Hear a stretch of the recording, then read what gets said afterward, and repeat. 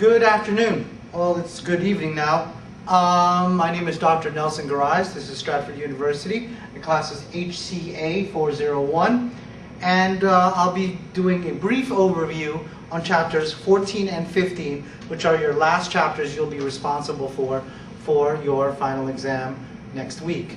Next week, your final exam will be the same night that we usually meet, but the exam will start promptly at 6:30 p.m.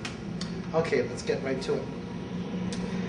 First of all, chapter 14 is consumerism and ethics. We're not going over the ethics portion of the chapter since you go through ethics on several of your classes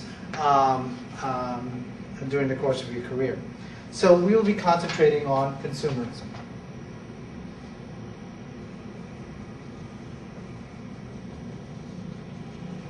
First, let's talk about the definition of it. Consumer means to consume, a person who consumes, a person who eats. And what specifically do our clients eat? They eat up healthcare services. So by our definition, our HCA definition, these are people, our clients, our consumers, right? The study of the people who avail of our services. Now, traditionally, it's been, or the past, or the recent past, it's medically driven. Very paternalistic, meaning to say is, I tell the patient one thing, the patient listens, and then the patient comes back, I tell the patient more things. And that's the traditional medical driven. Its basis is on services and evidence-based medicine. And we already went through this term. It means that I cannot give a diagnosis without an actual evidence, without actual laboratory. Something that states that what you have the diagnosis. And remember, why evidence-based? Also because of the increase of litigation over the last several decades. But that's traditionally. What's happening now, or what's the trend? So medical, fee-for-service, evidence-based medicine. Now the new current trend is, of course, technology, electronic-based medical records, electronic medical records, electronic health records. Please know the difference for your exam.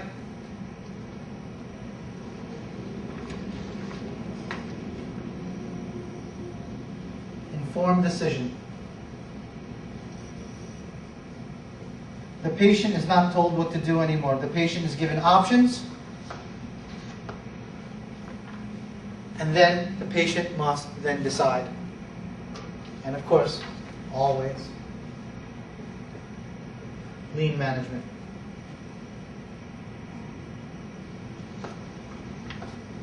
Okay?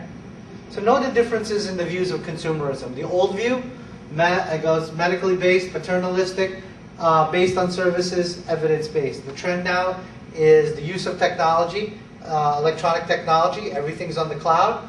The patients now have informed decisions, and all those decisions are also based on how much do this technology and these services actually cost. Okay? So that is kind of the sense of consumerism nowadays. And so there's a trend towards the items that were just displayed on the bottom. So, now, the next thing we're going to discuss is the role of the consumer.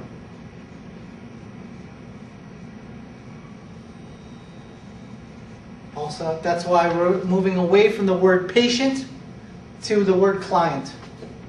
You'll hear that a lot, especially in the mental health game. We don't like calling them patients anymore, we call them clients. Remember, customer service. So what's the role of the consumer? We already talked about technology. The technology Informed decision.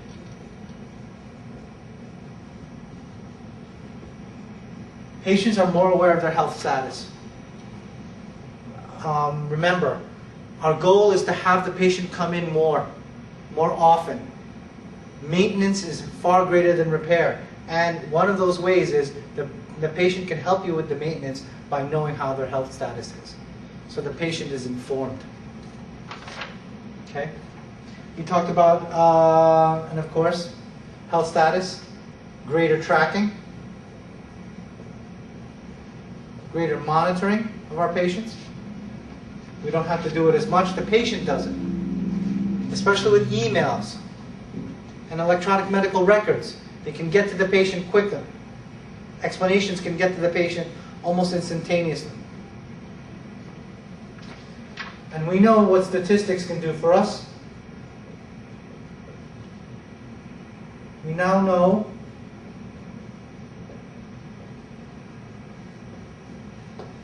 regions of underserved people.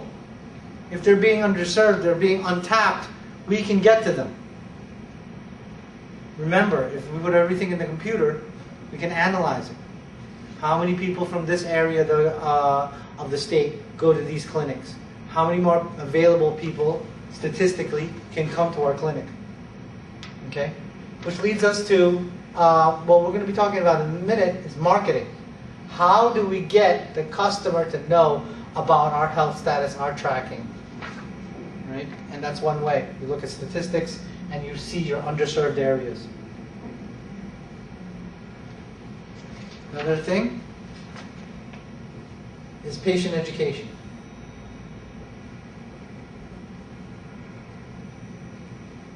You may see commercials for,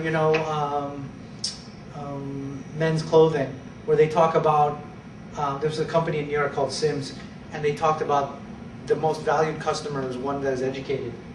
So patient education, now you can look up anything on the internet. The issue is the patient looking at the right things. So it's the job of healthcare professionals to steer them towards the right, steer them away from Wikipedia and more towards, the College of Internal Medicine and that sort of, those kind of websites. Or the World Health Organization websites, that kind of thing. Another thing regarding patient education, which may be a good thing or bad thing, I think it's mostly good.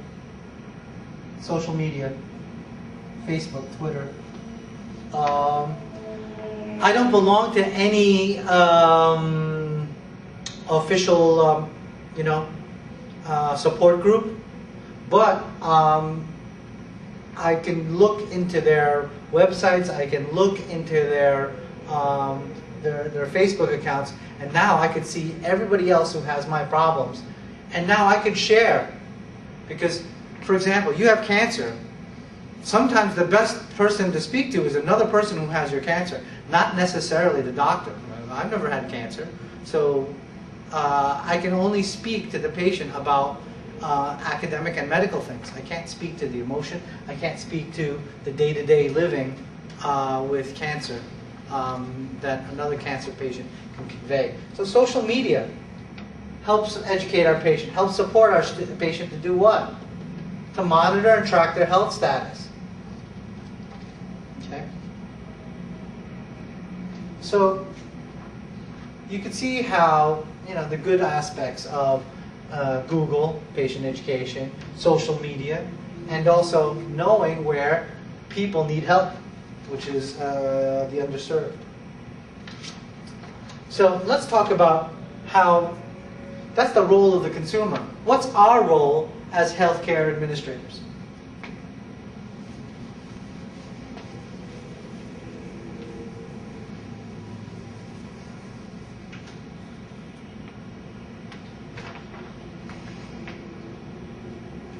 We have to look at statistics.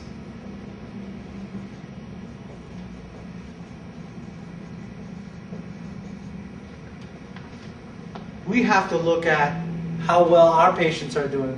We have to do monitoring and tracking on our end as well. And one of those ways are wellness indicators. They're located on table 14.2 in your chapter. But one thing you got to think about a lot of the wellness indicators, the new trend is holistic views or holistic ways of looking at things. So you'll see on the wellness indicators, there's physical stuff and there's like mental health stuff.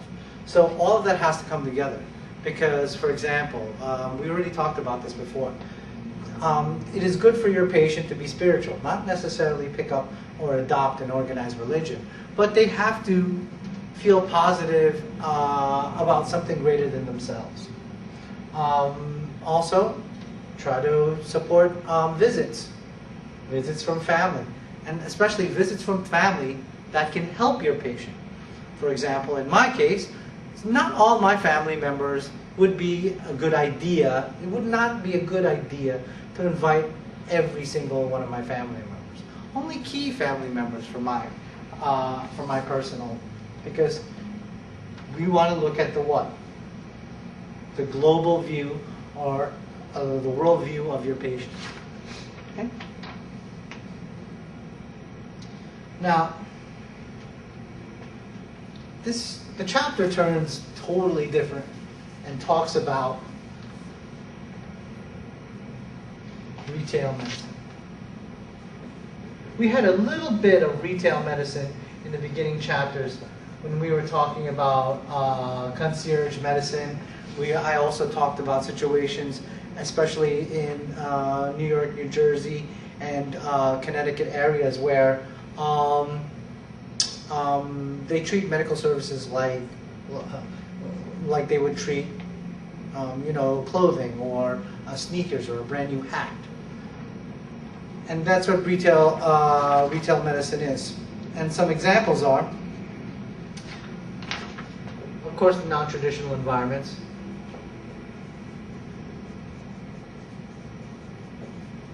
Chiropractors, they have their place in the wellness circle of things. You also have acupuncture. I saw the other day, a call out for life coaches, psychologists, and psychiatrists, who specialize in things like midlife crisis, postmenopausal patients, that kind of thing. So that's not really part of the traditional view of medicine, because remember, we're looking at the newer trend. In the last 10 years or so, we're looking at a holistic view, right? Massage therapy, really, really big now. Let's look at some other examples. Urgent care centers. Okay? You don't want to be in the hospital or the emergency room for like a million hours, and it's not life-threatening, which, by the way, is a theme you're going to be seeing here. A lot of this stuff isn't for all patients. It's for patients who have situations that are non-life-threatening. So urgent care, you got a really bad cut, you're not dying or anything, but you need to be stitched up, so you go to urgent care. Or you got a really bad cough, but you're not really in dyspnea or shortness of breath, or because if you are, the urgent care will send you to the emergency room. Okay, but the urgent care deals with these annoying things that can be taken care of and that require medical personnel. There's also now convenient care. You got these little doctors and little nurses. Now, convenient care, they're usually in like a mall, and they're usually affiliated with something like a larger retail chain, like Target, Walmart.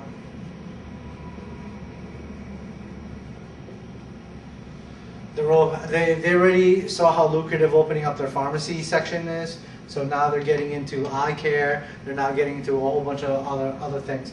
Now they're doing like these little wellness clinics, and again, they're all part of what? Retail medicine. It's kind of like marketing and selling overall health to your patient. Another subcategory here is cosmetic surgery. There's all-in-one clinics. There are these new clinics now because especially people in the public eye, and maybe people in show business, they want, cosmetic surgery, but they don't want anyone to know about it. So they don't want to be in a facility where, someone might take a picture of them or do something. And of course, when you're getting cosmetic surgery, especially on the face, while the healing process is happening, it's not pleasant to look at, and many of our cosmetic patients are already having issues with the way they look. So these cosmetic centers are built where you do all the pre-admission testing in their facility. They have their own surgical bays, they have their own anesthesia teams, and they have their own post-op. They even have car services where they don't have to call a cab. They'll bring you home safely right after all that. So it's like all in one. It's taking the surgical package deal to all new heights, and this is a nice new trend that's going on. And you can see the convenience of it all and the retail feel to it. Okay, because all of this, two things that they have in common. Okay, it's consumer driven, and consumer care is the focus, and these are non-life-threatening situations. Well, the exception of cosmetic, but that's what the pre-admission testing is for. If the pre-admission testing comes back for cosmetic, that maybe it might be a more high-risk patient, the plastic surgeon will not do it within their clinic. And that's actually, there have been plastic surgeons who've gotten in trouble where the PAT was already suggesting, or the pre-admission testing was already suggesting that the patient's high risk. They did it in their clinic anyway, the patient died on the table. Who's to say they weren't going to die on the table anyway? But, again, back to a lot of liability. So you all see this, that the consumer care driven, it's non-life threatening. I already wrote those two things down. What are the similarities that we have? Can I erase all this? Why am I asking? It's only me and this camera. All right, let's.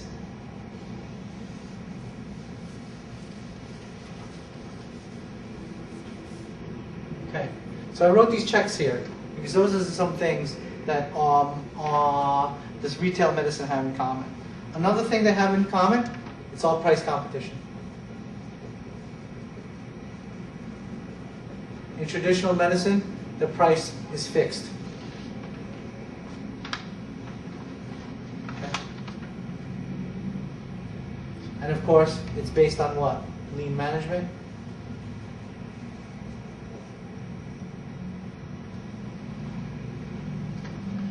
There is mass marketing involved.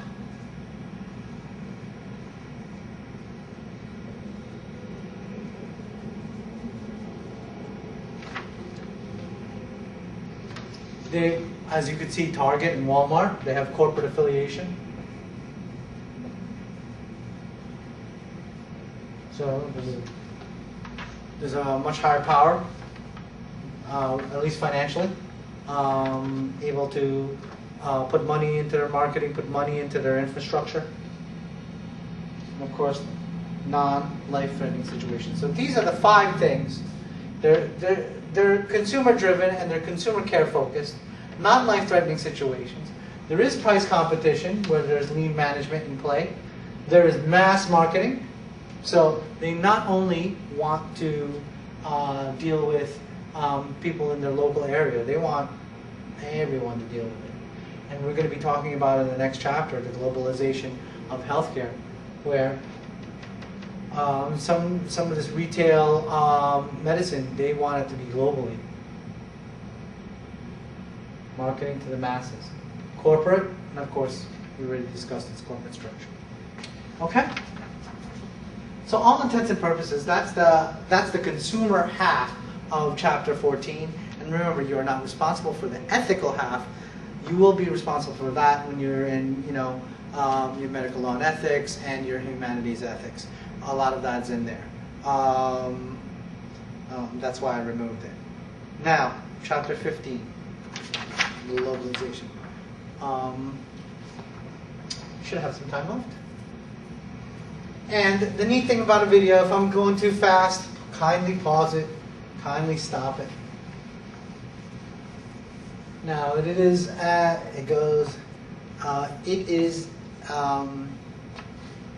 this point, in order for you to know, in order for me to know that you are actually watching the video, kindly email me.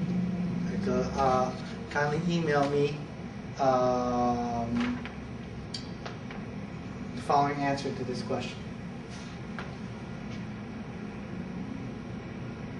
Why am I writing it down? Again, the email will be sent, and if the email is sent before, well, you know, by tomorrow morning, which is like Friday morning, pretty much. How's this? Let's make it fair. Answer the question to this. That's a good question. Let me write it down.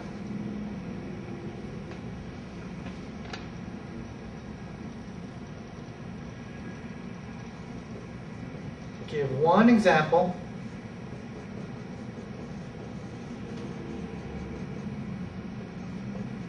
of retail medicine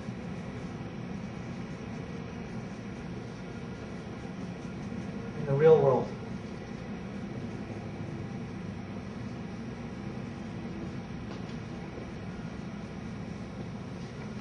Okay? So you email me, and of course email me to ngarais@stratford.edu. Email it to me before 10 p.m. or how's this? 9 a.m. on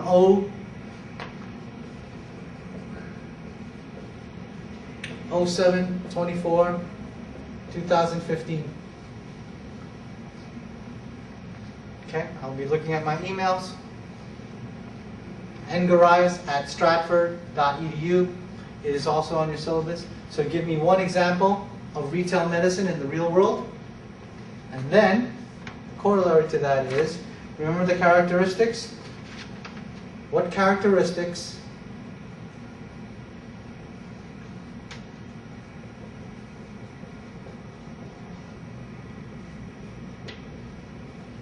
of your choice in the real world, your example of retail medicine,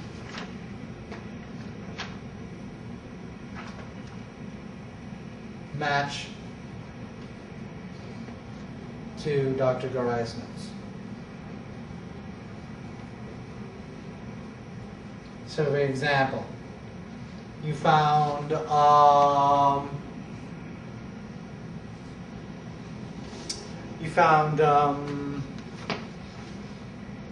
you know, Steve's Barbecue and Foot Rub Emporium. Okay, which is what? Alternative health, massage, foot rub. That'll be your one example. Now, what characteristics? You could state that it's what? It's price competition to the other foot rub / barbecue places in the general Northern Virginia area.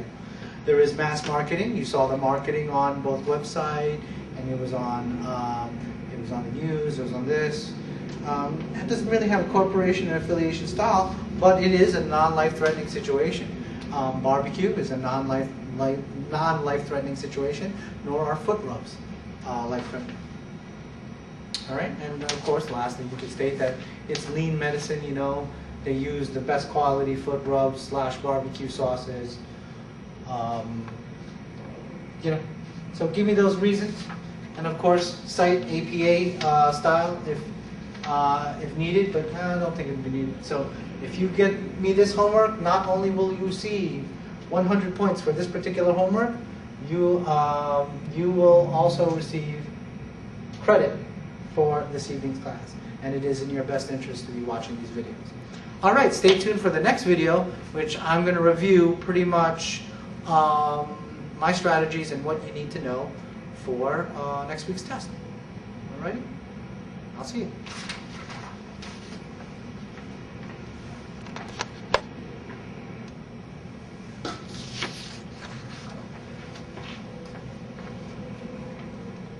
Okay, good afternoon again.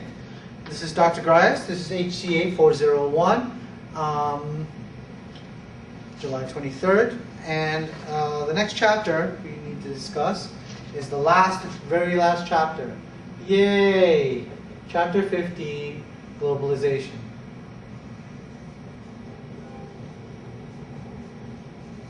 Okay, we're going to be very, very brief on this particular chapter because a lot of our strategies, remember, most of our strategies were micro strategies. These are macro strategies, the greater and bigger picture. And for many of you who will be working in the field, this topic might be a little bit esoteric, but we can apply it to like region versus country versus country. Okay, so the one thing we have to talk about is interconnectedness.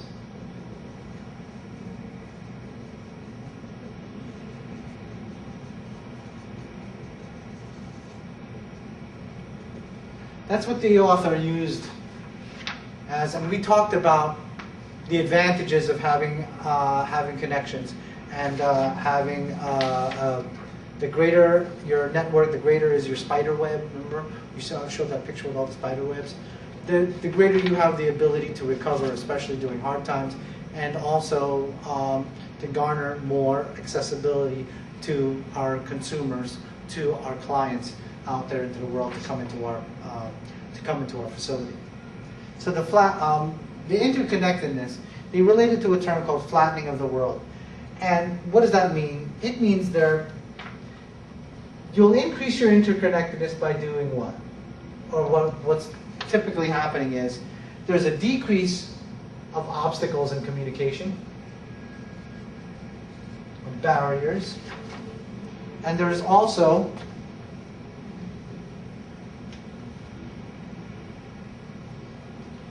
decrease in complexity, not in the system, but in the way we communicate. Because we all know that the healthcare community, the healthcare system is highly complex. But I wrote the word community, connectedness. There's a decrease in complexity in getting people to get together. Okay? Now, of course, and this is in regard to geographic location. So again, even though the textbook is talking about, country to country, like going to Luxembourg or going to China or whatever, let's talk about like how you can expand your particular marketing to other regions in Northern Virginia, or having Northern Virginia going into Maryland, that kind of mentality. And one of the keys is technology.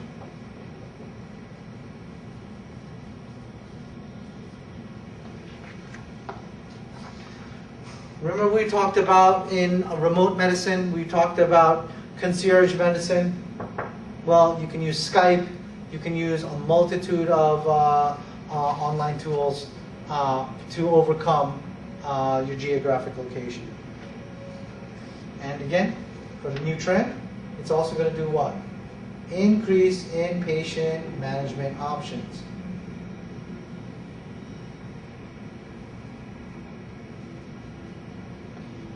Back in the day, the only people I can talk to are only the specialists within my circle of friends or my circle of colleagues or within the hospital itself. Nowadays, you can call anybody anywhere. If the best person regarding your cancer, your particular cancer, just happens to be in India, guess what? You can give them a call, they can get on Skype, they could see what we see. A lot of medical reports are part of electronic medical records. We can take video, we can take pictures, they can easily be compressed onto email and can be sent. Therefore, you can have other people looking at it, and it would increase your management options. It will, because back in the day, the only people who could manage your case were only the people within the hospital's circle of influence. But now, because of technology to overcome geographic location, there's a greater interconnectedness. There's a decrease in obstacles and a decrease in complexity regarding community and communication. So you're expanding your community. This gives the patient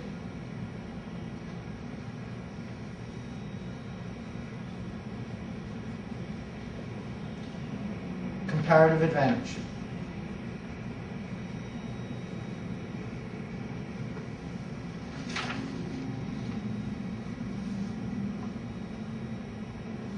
Now, comparative advantage. This is going to lead also to another topic of medical tourism. So, let me erase all this other stuff. Kind of write backwards.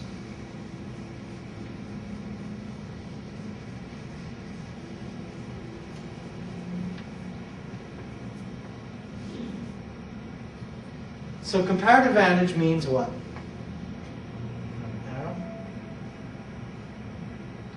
Back in the day, you can only go to the doctors within your circle of influence, within your area. Maybe go to another state.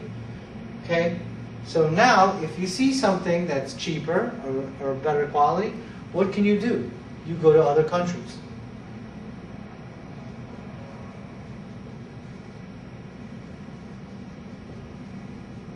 The United States is pretty up there regarding medical. We spend the most, but it doesn't necessarily mean we're the best at everything. For example, there are other countries that do things what? Cheaper.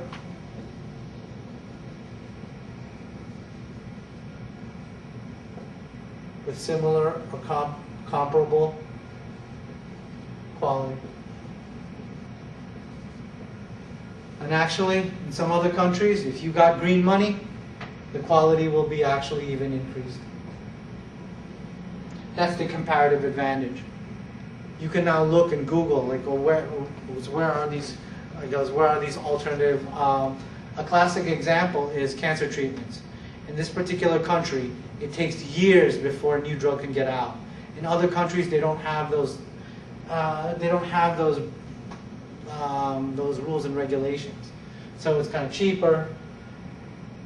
Similar quality, you have an experimental drug, and especially if you're end-stage cancer patient, wouldn't you want to try to find an advantage or a comparative advantage, or something in comparison to the United States?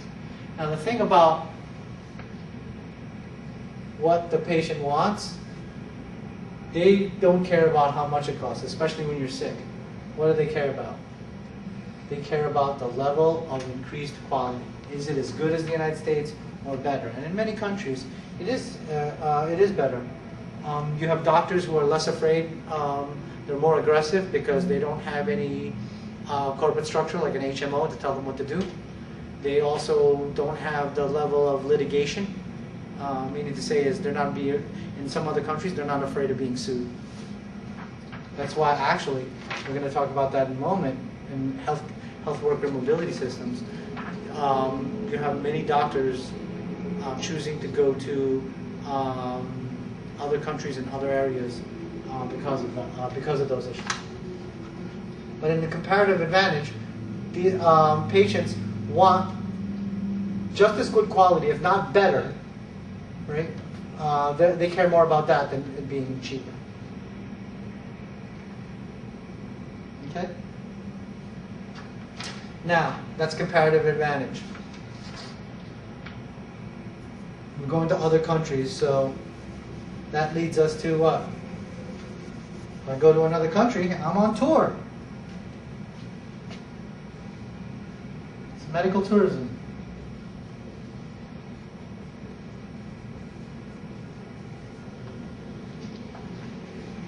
Come to my facility. Why medical tourism? Why go to another country? Because of what? Similar or better quality. It's cheaper, and also another reason, increased accessibility. And what's an example? Transplant patients. You know, transplant patients have to be on the list, the UNOS list, or UNOS. It takes a while. You're dying. Getting a little scared, but you got a little money saved away. Where can you go? You can go to other countries that can do what? Bypass those rules and regulations, and they have accessibility. Decreases their wait list time. So then, these countries that do that, do you think they can mass market to the United States and other countries? Sure, and that's what they do. Now the book goes over different situations, and one of the situations I want you to be aware about is patients who come from countries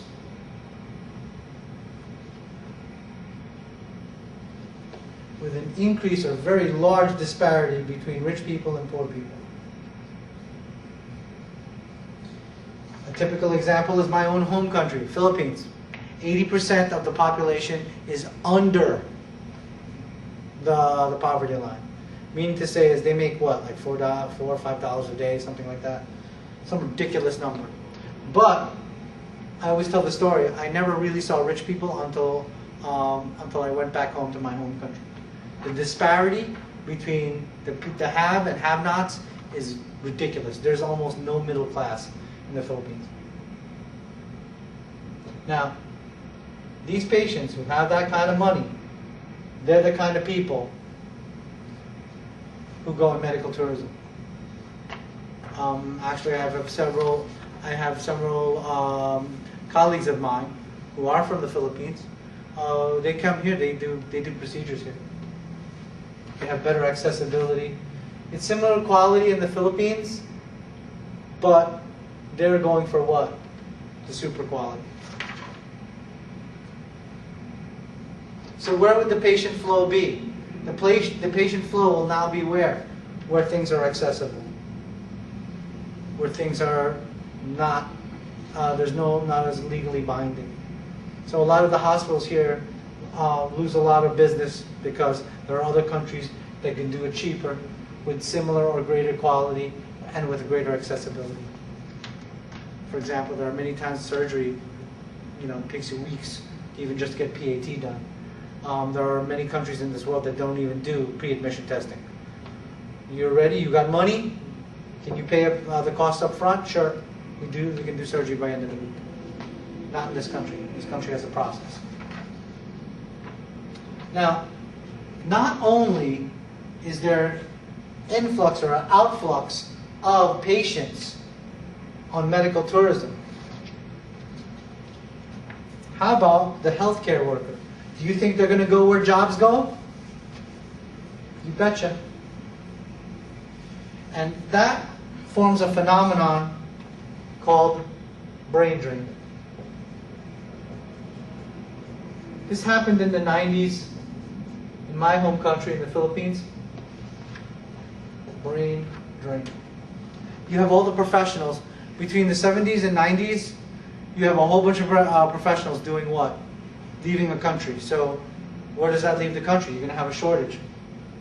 I was teaching a class in the Philippines in 2001. And my entire nursing class, it was a class of something like 109 students. 90 of them went to other countries. So the hospital, in a single month, lost pretty much their entire nursing staff. And that's brain drain. Because where are they going? They're going to the countries that have what? Greater accessibility. Many of my nurse candidates went to Canada because at the time there was a shortage of nurses, and they were all nurses, brand new. They all speak English very well. In the Philippines, we have many dialects, but the schools are, because of the American influence, are traditionally taught in English. So you have a whole bunch of English-speaking nurses and doctors who have passed an American Standard National Board. So again, Pun intended, it's a no-brainer. They will go where the money is. And that's called brain drain. Because remember we talked about patient flow and the comparative advantage? Well, we also have health worker mobility systems. Health workers will go where? Where the money is. Okay? Now there's a nice little small trend. You have a lot of doctors from the big cities want to go to the rural places because they're needed there more. You may not make as much, but all of us who are from more rural places, how much does a home cost in a more rural part of West Virginia versus Northern Virginia? Vast difference. I've had friends move to Kentucky, remote parts of Texas, Colorado, Washington State. Why?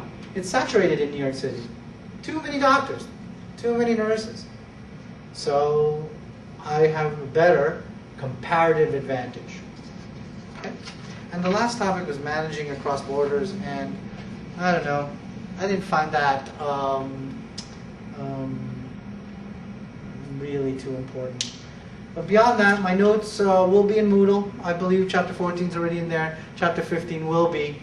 You're responsible for 14 and 15. Please watch out for the next video detailing my review for your final examination. Okay, thank you very much.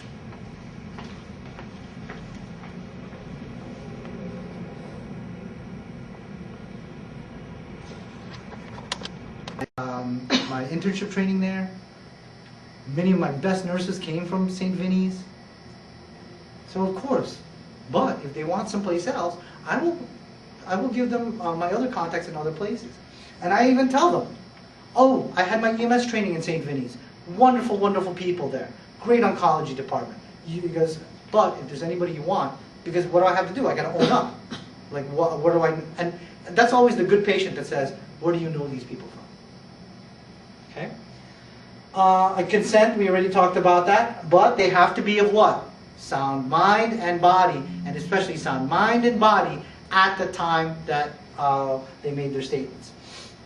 Okay? Continuity of care. If I leave your care, I should be able to tell you, here are your other options, these are the other people. And also, I go on vacation. I cannot leave without endorsements. I think my time in medicine, I went on a vacation once or twice. Well, the second time is because my grandfather died, so that's not really a vacation. The first time, they actually called me back from Bermuda. I was supposed to have 5 days. I had 3. Why? Because my continuity of care started falling apart. Well, I had no choice but to go home early. Patient has the right to be informed of hospital policies, practice, related to patient care, treatment, and responsibilities. That is actually the form that no one reads. All of this is on the form that you sign when you go to the doctor's office and when you go to the hospital. Remember, if you're doing